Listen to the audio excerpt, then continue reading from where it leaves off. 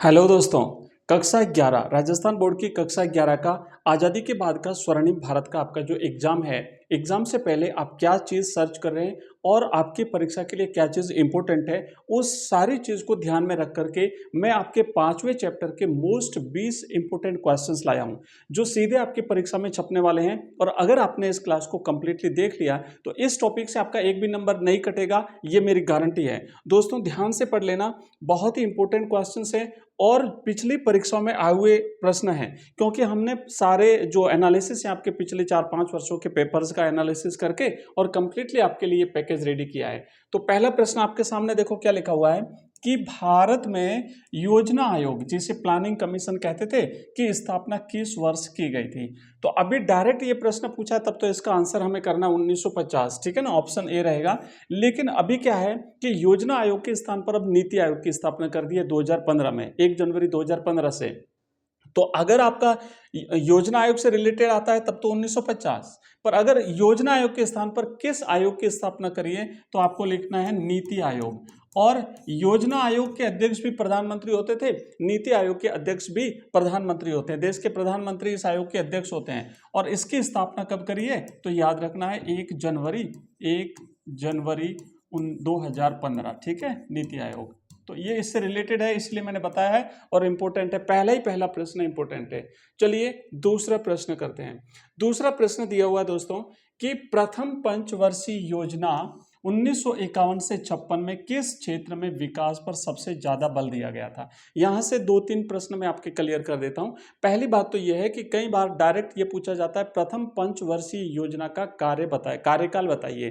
तो 1951 से 1956 5 वर्षों के लिए यह पंचवर्षीय योजना बनी थी। दूसरा प्रश्न यह आता है कि इस पंचवर्षीय योजना में किस क्षेत्र पर जोर दिया गया था। तो यह था कृषि क्षेत्र। सबसे पहले हमारे देश में भाई खाद्यान्न की दिक्कत थी और उस खाद्यान्न की दिक्कत को पूरा करने के लिए, खाद्यान्न की कमी की पूर्ति के लिए देश में सबसे पहला जो जोर दिया गया था, सबसे पहला जो बल दिया गया था वो कृषि पर दिया गया था कि भाई किसानों की दशा सुधरे, देश में खाद्यान्न बढ़े। और उसके बाद दूसरी जो पंचवर्षीय योजना आई थी, पर जब कृषि पर काफी 5 वर्षों में काम हो चुका था, तो बाद में देश की तीव्र विकास के लिए उद्योगों पर बल दिया गया था।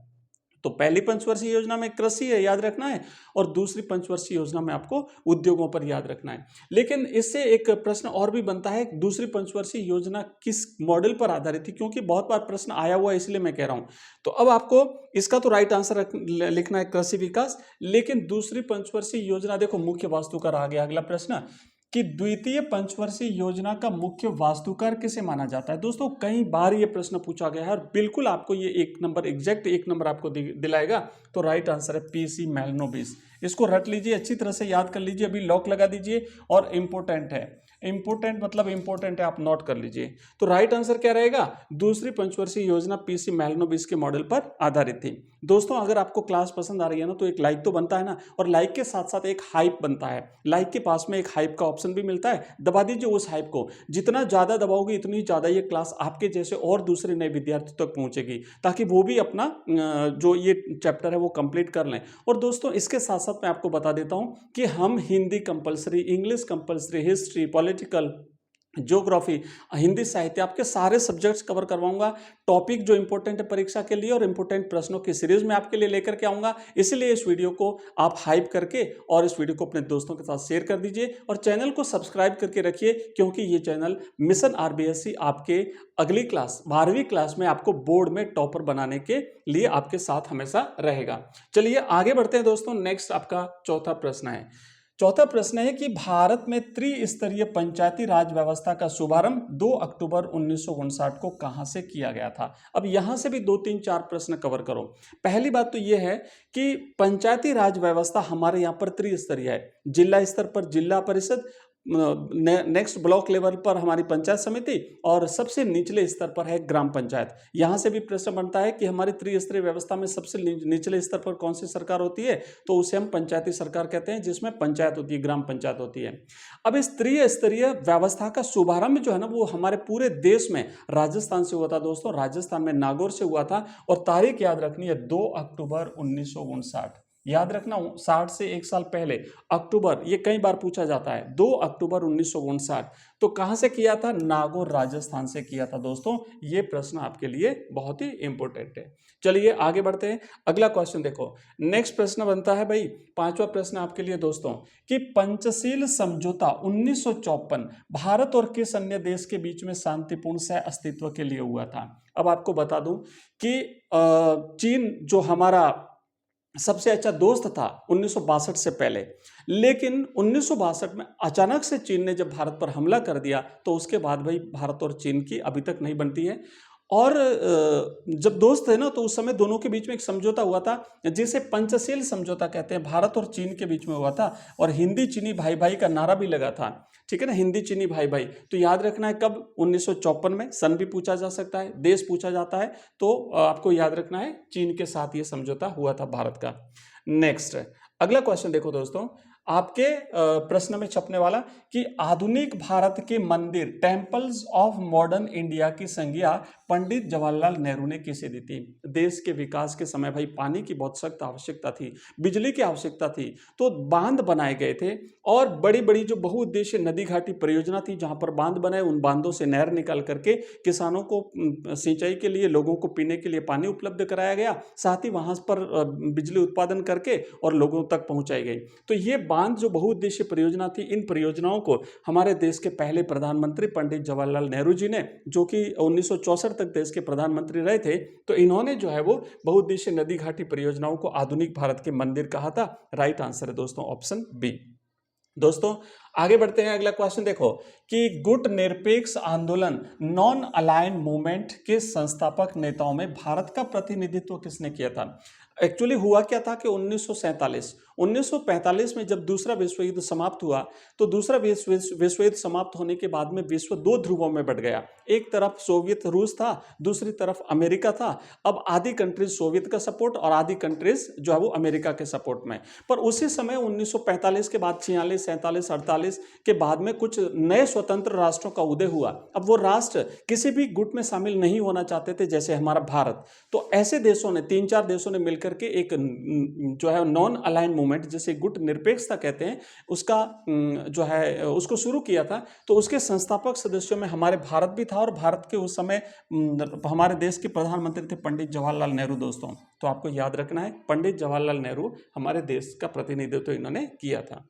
नेक्स्ट आगे बढ़ो दोस्तों, अगला क्वेश्चन है कि योजना आयोग को समाप्त कर 1 जनवरी 2015 को किस नई संस्था का गठन किया? मैंने बता दिया था आपको, नीति आयोग का गठन किया है, नीति आयोग का गठन किया है, ये याद रखना। और इसके अध्यक्ष भी होते हैं प्रधानमंत्री। अगर प्रश्न बनता है कि नीति आयोग के अध्यक्ष कौन होते हैं, तो प्रधानमंत्री इसके अध्यक्ष होते हैं।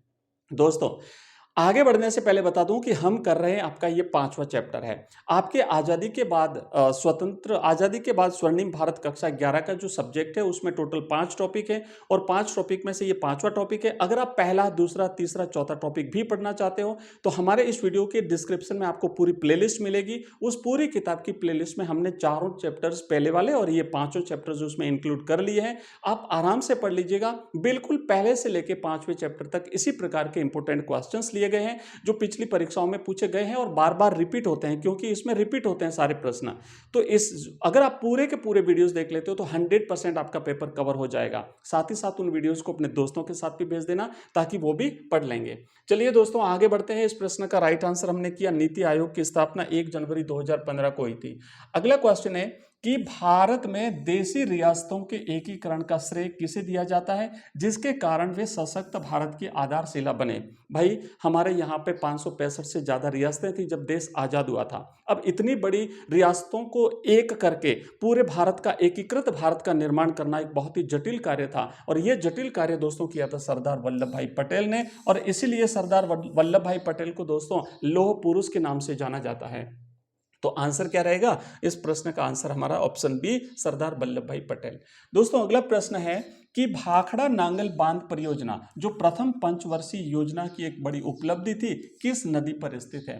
भाई जो भाखड़ा नांगल बांध परियोजना है, ये प्रश्न जो है वो बहुत बार परीक्षाओं में पूछा गया है, इसलिए आपको याद रखना है। सबसे महत्वपूर्ण परियोजनाओं में से एक परियोजना आती है और ये जो है ना सतलज नदी पर बना हुआ है, ध्यान देना, सतलज नदी पर जो है वो बना हुआ है। मैं आपको बता दूं कि हमारे उत्तर भारत से निकलने वाली 5-6 नदियां जिनका पानी पाकिस्तान में होते हुए अरब सागर में जाता है, तो सबसे बड़ी नदी तो है सिंधु, सिंधु नदी है।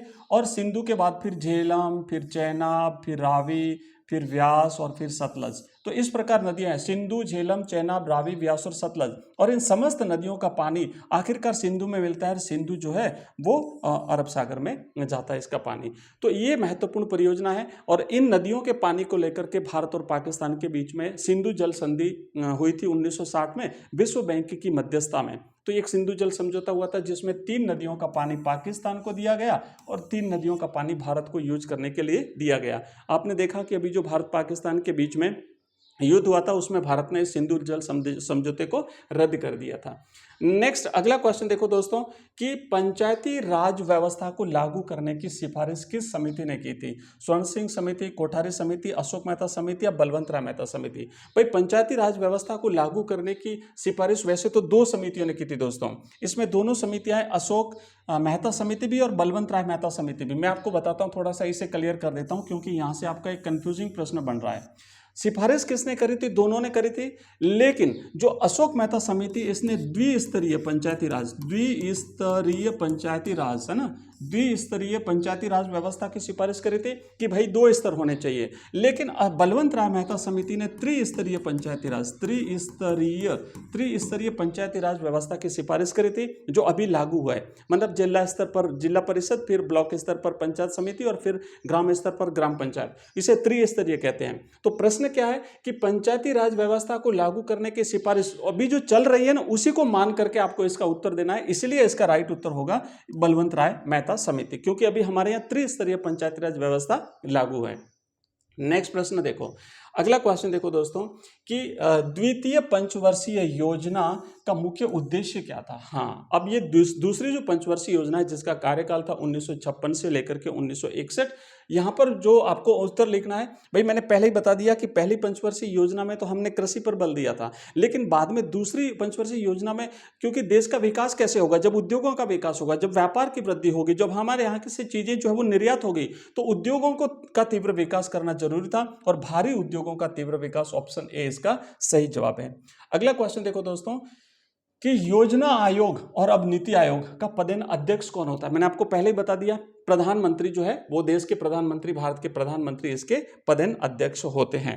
अगला क्वेश्चन है कि भारत की विदेश नीति का मुख्य आधार क्या माना जाता है? साम्राज्यवाद, सैन्य संगठन, गुट निरपेक्षता या उपनिवेशवाद? तो हमने पहले ही देखा गुट निरपेक्षता, यानी भारत किसी भी गुट में शामिल नहीं होगा, उसकी अपनी स्वतंत्र विदेश नीति होगी। अगला क्वेश्चन है कि नागौर में पंचायती राज व्यवस्था का उद्घाटन किसके द्वारा किया गया था? तो 2 अक्टूबर 1959 को राजस्थान के नागौर से पूरे देश के लिए पंचायती राज व्यवस्था, त्रिस्तरीय पंचायती राज व्यवस्था की शुरुआत हुई थी और उस समय देश के प्रधानमंत्री पंडित जवाहरलाल नेहरू थे। तो पंडित जवाहरलाल नेहरू ने दोस्तों, ऑप्शन डी, पंडित जवाहरलाल नेहरू ने इस त्रिस्तरीय पंचायती राज व्यवस्था का शुभारंभ किया था। आइए दोस्तों अगला क्वेश्चन देखते हैं। अब हम करेंगे कुछ अति लघुत्रात्मक और साथ ही साथ लघुत्रात्मक और निबंधात्मक प्रश्न। तो पहला प्रश्न आपके सामने है दोस्तों कि गुट निरपेक्षता का क्या अर्थ है? दोस्तों मैंने बता दिया ना कि गुट निरपेक्षता का अर्थ है विश्व के किसी भी सैन्य गुट जैसे अमेरिका या सोवियत संघ में शामिल न होना और अपनी स्वतंत्र विदेश नीति का पालन करते हुए विश्व शांति का समर्थन करना, इसे गुट निरपेक्षता कहते हैं। बिल्कुल सही, सटीक और सरल आंसर आपको यही लिखना है दोस्तों, इसके अलावा कुछ भी आपको कंफ्यूज होने की आवश्यकता नहीं है। जो प्रश्न मैं दे रहा हूं बिल्कुल एग्जैक्ट आपकी परीक्षा में छपने वाले हैं। नेक्स्ट प्रश्न देखो दोस्तों, 17वां प्रश्न लिखा हुआ है, पंचशील के किन्हीं 2 सिद्धांतों को लिखिए। मैंने आपको बताया था कि 1954 में भारत और चीन के बीच में पंचशील समझौता हुआ था। उस पंचशील समझौते में टोटल 5 सिद्धांत थे। इसमें पहला था एक दूसरे की क्षेत्रीय अखंडता और संप्रभुता का सम्मान करना और दूसरा था एक दूसरे के आंतरिक मामलों में हस्तक्षेप न करना। लेकिन इसी समझौते का उल्लंघन करते हुए 1962 में चीन ने भारत पर आक्रमण कर दिया था। आइए आगे बढ़ते हैं और ये रहा हमारा अगला क्वेश्चन। 18वां प्रश्न है दोस्तों कि प्रथम और द्वितीय पंचवर्षीय योजना के मुख्य उद्देश्यों में क्या बुनियादी अंतर था। भाई जो पहली पंचवर्षीय योजना थी उसमें तो सबसे पहले खाद्यान्न पर जोर दिया गया। पहले भारत में खाद्यान्न की कमी थी, खाद्यान्न हमें अमेरिका से और दूसरे देशों से आयात करना पड़ता था, तो वो अपनी शर्तें थोपते थे भारत पर। तो सबसे पहला काम तो क्या था, सबसे प्रथम पंचवर्षीय योजना का मुख्य उद्देश्य था देश को खाद्यान्न संकट से उबारना। इसीलिए इसमें कृषि और सिंचाई के विकास पर जोर दिया गया था। फिर जब कृषि का हमारा थोड़ा सा विकास हो चुका था, देश खाद्यान्न में अच्छी स्थिति में पहुंच चुका, तो अब था देश का तीव्र गति से विकास करना। तो दूसरा बल जो है वो दिया गया था, दूसरा जो जोर दिया गया था वो दिया गया था उद्योगों पर। तो द्वितीय पंचवर्षीय योजना का मुख्य उद्देश्य था देश को औद्योगिक रूप से मजबूत बनाना था, इसलिए इसमें भारी और आधारभूत उद्योगों के तीव्र विकास पर बल दिया गया। दोस्तों अगर आपको याद हो रहे हैं, अगर आपको लगता है कि क्लास वास्तव में आपके लिए शानदार है और बिल्कुल शानदार है, और आने वाले बाकी subjects Hindi compulsory, history, geography, political science, सारे सब्जेक्ट मैं आपको कंप्लीट करा दूंगा, और ये अगली क्लास में भी आपको मिशन आरबीएससी लगातार आपके साथ रहेगा। तो दोस्तों चैनल को अभी सब्सक्राइब कर लो, वीडियो को भी लाइक कर दो, वीडियो को भी हाइप कर दो, और इस वीडियो को अपने दोस्तों के साथ भी तो शेयर कर दो, ताकि वो लोग भी बिल्कुल आपके साथ अच्छी तरह से तैयारी करें और आपके साथ अगली क्लास में पहुंचे। नेक्स्ट प्रश्न देखो दोस्तों, अगला प्रश्न है कि पंडित जवाहरलाल नेहरू ने बहुउद्देशीय नदी घाटी परियोजनाओं को आधुनिक भारत के मंदिर क्यों कहा था। दोस्तों आंसर ही लिखना कि नेहरू जी का मानना था कि भाखड़ा, नांगल और दामोदर घाटी जैसे बड़े बांध न केवल बाढ़ को रोकेंगे बल्कि सिंचाई के लिए जल और उद्योगों के लिए बिजली प्रदान करेंगे। ये परियोजनाएं देश से गरीबी दूर कर विकास के नए रास्ते खोलेगी, इसलिए उन्होंने इन्हें आधुनिक भारत के तीर्थ या आधुनिक भारत के मंदिर कहा था। ये बहुत ही इंपॉर्टेंट प्रश्न है, अच्छी तरह से याद रख लेना, बिल्कुल सटीक आंसर मैं आपको दे रहा हूं, ऐसा आंसर आपको दूसरी जगह नहीं मिलेगा। दोस्तों अगला क्वेश्चन देखो दोस्तों, 20वां प्रश्न देखो कि भारत में पंचायती राज व्यवस्था के आरंभ और प्रजातंत्र में इसके महत्व पर विस्तार से प्रकाश डालिए। पंचायती राज व्यवस्था जो बिल्कुल ग्रामीण स्तर से हमारे देश में प्रजातंत्र को मजबूत करने की एक पुरानी परंपरा है, तो इसका हमें क्या करना है, इसके आरंभ से लेकर के प्रजातंत्र के विकास पर आपको प्रकाश डालना है। आप लिखेंगे कि स्वतंत्र भारत में लोकतांत्रिक विकेंद्रीकरण यानी शक्तियों का निचले स्तर तक पहुंचाना, मतलब ग्राम पंचायत के पास भी अपनी शक्तियां होती है, कुछ कानून बनाना यानी ग्रामीण स्तर पर है ना, पंचायत क्षेत्र में कानून बनाना, कहां पर विकास करना, स्वास्थ्य और शिक्षा और बहुत सारी बुनियादी चीजों पर इनको कुछ विषय दिए गए हैं। तो ये शक्तियों का विकेंद्रीकरण कहलाता है। कि उद्देश्य से बलवंत राय मेहता समिति की सिफारिश पर त्रिस्तरीय व्यवस्था में क्या था, ग्राम, खंड और जिला स्तरीय, इसे त्रिस्तरीय कहते हैं, पंचायती राज व्यवस्था शुरू की गई। इसका ऐतिहासिक उद्घाटन 2 अक्टूबर 1959 को राजस्थान के नागौर जिले में पंडित जवाहरलाल नेहरू के द्वारा किया गया। ये सारी चीजें हम कंप्लीट कर चुके हैं। लास्ट में एक बड़ा प्रश्न है, इसीलिए कि आप अगर बड़ा प्रश्न भी आता है तो कर लोगे, ठीक है ना, पर छोटे किए हुए इसलिए आराम से कर लोगे, मुझे पता है। इसका महत्व यह है कि इसने गांव के आम लोगों को शासन और विकास कार्यों में सीधे भागीदार बनाया। इससे स्थानीय समस्याओं का समाधान स्थानीय स्तर पर होने लगा और जमीनी स्तर पर लोकतंत्र मजबूत किया गया। तो दोस्तों ये 20 प्रश्न हमने किए हैं।